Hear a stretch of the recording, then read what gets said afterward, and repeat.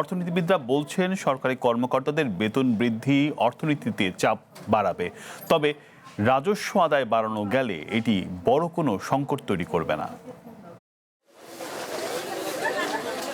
2022 সাল থেকে টানা 4.5 বছর উচ্চ মূল্যস্ফীতির চাপে দেশ, সেই সাথে তাল মিলিয়ে বাড়েনি মজুরি। ফলে কমছে মানুষের প্রকৃত আয়, বাড়ছে নিত্যপণ্য সহ প্রয়োজনীয় জিনিসপত্রের দাম। এমন বাস্তবতায় চলতি জুলাই মাস থেকে নতুন কাঠামোর আওতায় সরকারি চাকরিজীবীরা বেতন পাওয়ার কথা রয়েছে, যাতে বছরে ব্যয় হতে পারে প্রায় 1,06,000 কোটি টাকার বেশি। সেখানেই নজর রাখছে আন্তর্জাতিক মুদ্রা তহবিল IMF।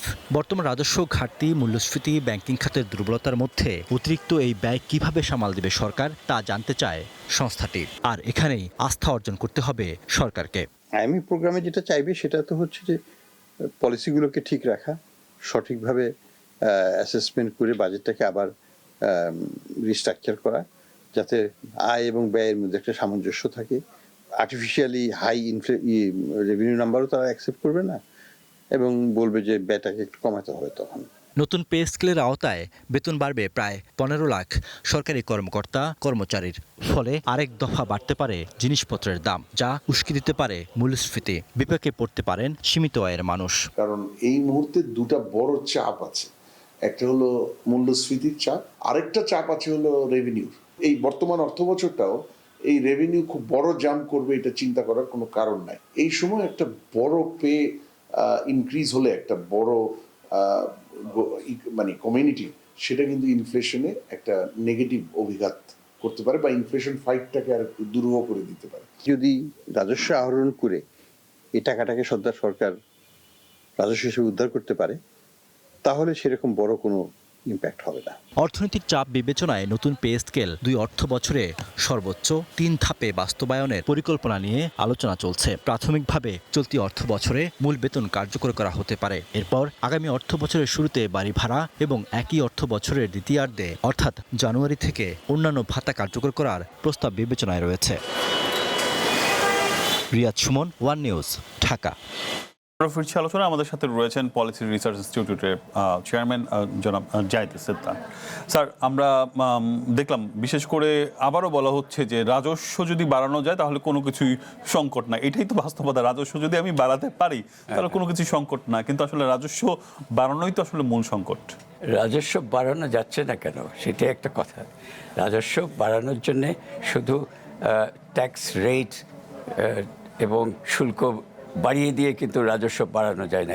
এই একটা পদ্ধতি বন্ধ করতে হবে। আমাদের যে টাস্ক ফোর্সের একটা রিপোর্ট আছে, সেখানে আমরা পরিষ্কার বলে দিয়েছি রাজস্ব বাড়ানোর জন্য কোনো ট্যাক্স রেট, ডিরেক্ট ট্যাক্স হোক বা ইনডিরেক্ট ট্যাক্স হোক, কোনো জায়গায় ট্যাক্স রেট বাড়াবার কোনো প্রয়োজন নাই। বাড়াতে হবে ট্যাক্স বেস। আরও বেশি লোককে, আরও বেশি সংস্থাকে ট্যাক্সের আওতায় আনতে হবে। সেই যে এফার্টটা, সেটা আমরা মানে জাতীয় রাজস্ব বোর্ডের সেই এফার্টটা অনেক কম। এবং এই যে কথা বলা হচ্ছে রাজস্ব বাড়ালে তো অবশ্যই পে স্কেল, মানে পে কমিশনের যে রিপোর্ট আছে এগুলো দেওয়া যাবে। পে কমিশন তো অবশ্যই প্রতি 10 বছরে একটা পে কমিশন করার দরকার আছে। এবং যেহেতু মূল্যস্ফীতি 10 বছরে অনেক মূল্যস্ফীতি হয়েছে এবং প্রতি বছরে এটা যোগ হচ্ছে, তো আমাদের 10 বছরের অ্যাভারেজ মূল্যস্ফীতি তো 7-8% হয়ে গেছে। তো এইটার জন্য তো মানে পে অ্যাডজাস্টমেন্টের কিছু আমরা দেখছি স্যার IMF এটার উপরও নজর রাখছে।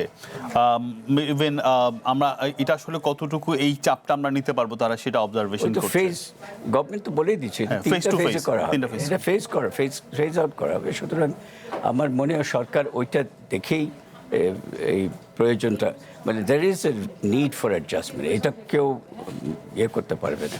অ্যাডজাস্টমেন্টের প্রয়োজন আছে, কিন্তু সরকারি সার্ভিস, সরকারের সেবা ইমপ্রুভ করতে হবে। সার্ভিসেস কোয়ালিটি আমাদের অনেক নেমে গেছে, এখানে সার্ভিস কোয়ালিটি ইমপ্রুভ করতে হবে। সুতরাং তাহলে মানুষও মনে করবে যে আচ্ছা ঠিক আছে, সরকারি মানে পে অ্যাডজাস্টমেন্ট করা হয়েছে, তো একই সাথে কিন্তু আমরা দেখছি ABCD এখানে সার্ভিসও ইমপ্রুভ করেছে, তাহলে সরকারের জন্য এটা ভালো। সেক্ষেত্রে মানুষের জন্য আমরা পে স্কেল ব্যাপারটা ক্লিয়ার, কিন্তু IMF এর লোন পাওয়ার ক্ষেত্রে আসলে আমাদের চ্যালেঞ্জগুলো কি সবশেষ আপনার কাছে এই পার্টে জানতে চাই। IMF এর লোনের মানে তাদের এখানে লক্ষ্য হচ্ছে যে প্রথমত মৌলিকভাবে বাংলাদেশের ডেট ক্যারিং ক্যাপাসিটিটা কি সেটা IMF জাজ করে।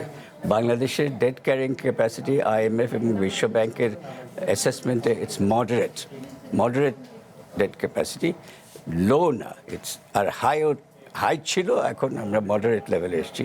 আরেকটা হচ্ছে debt servicing capacity. Debt servicing capacity মানে আমাদের ফরেন এক্সচেঞ্জ আয় কত হচ্ছে, সে তো তার কত পার্সেন্ট আমাদেরকে ডেট সার্ভিসিংয়ে, বিশেষ করে এক্সটার্নাল ডেট সার্ভিসিং এবং পাবলিক ডেট সার্ভিসিং, সেখানেও আমাদের অবস্থাটা খুব খারাপ না। এখন আমাদের ডেট সার্ভিসিং হয় আমাদের ফরেন এক্সচেঞ্জ আর্নিংয়ের রাফলি অ্যাবাউট 7%-এ উঠেছে, আগে ছিল 5-এর মধ্যে ছিল। সো ডেট সার্ভিসিং ক্যাপাসিটি এবং ডেট ক্যারিং ক্যাপাসিটি বাংলাদেশের মডারেট লেভেলে আছে। সুতরাং Bangladesh is credit worthy IMF এর লোন নেওয়ার জন্য, এবং IMF এর কাজ হচ্ছে যে ব্যালেন্স অফ পেমেন্ট সাপোর্ট দেওয়া। বর্তমানে বাংলাদেশ 4-5টা শক গত 3-4 বছরে 5টা বড় বড় শকের মধ্যে বাংলাদেশকে গেছে। এক্সটার্নাল শক আছে, তারপরে এক্সচেঞ্জ রেট একটা শক ছিল, তারপরে তো ইন্টারনাল শক, সেই যে ব্যাংকিং সেক্টরে যে ধস নামলো, এটা একটা বিরাট শক। এখান থেকে আমাদের ইকোনমি এখন পর্যন্ত কিন্তু আপনি বলছিলেন স্যার যে আসলে যত সংকটই থাকুক আসলে আমাদের সেই ক্যাপাসিটি বা ক্যাপাবিলিটি আছে IMF এর লোনটা অ্যাডপ্ট করার, এবং সরকার নিশ্চয়ই এই দফায়ও একটা বড় লোন পাবে এবং এটা আমাদের ইকোনমিতে একটা গতি সঞ্চার করবে।